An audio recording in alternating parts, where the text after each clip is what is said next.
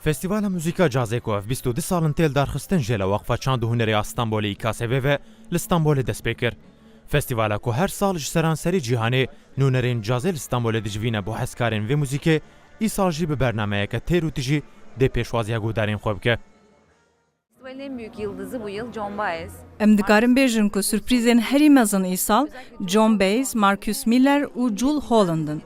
Bi taybetî jî Jule Holland baş tê zanîn ji hêla wan kesên ku guhdariya muzîka hemdem ya îngilîz dikin. Ev yekem care ku em pêşwaziya hunermend dikin. Piyanîstê Ermeniyê navdar Tigran Hamasyan bi du projeyên xwe yên girîng beşdarî dike û stranên olî honan diye li gel cazê. Yek ji balkêştirîn mêvanê me jî ji Iraqê Emir El Safar e ku ez zehf meraqî wî dikim. 9 Temmuz'da çok özel bir konserle bizlerle buluşuyor. Your smile so sweet and tender.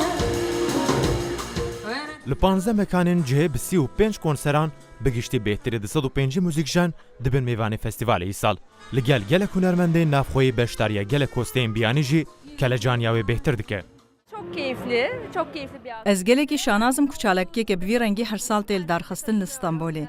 Heta ji min tê ez her sal hewl didim ku beşdarî bibim û di nava salê de ez bi kelecaniyeke mezin bendewariya wê dikim. Bi taybetî ji bilî salonan hilbijartina mekanên wek dêran jî ji bo vê muzîkê ji bo min balkêştirîn xale. Wek mînak projeya Tigran Hamasyan dê li dêra aya îrînê bê li darxistin. Ev tiştekî zaf xweş e. geliyor. Kaçırmak istemiyorum. Festivala ku heta 15 tîr mehê berdewam bike ji bo guhdarên xwe wê bibe tecrübeyeke girîng li Stenbolê.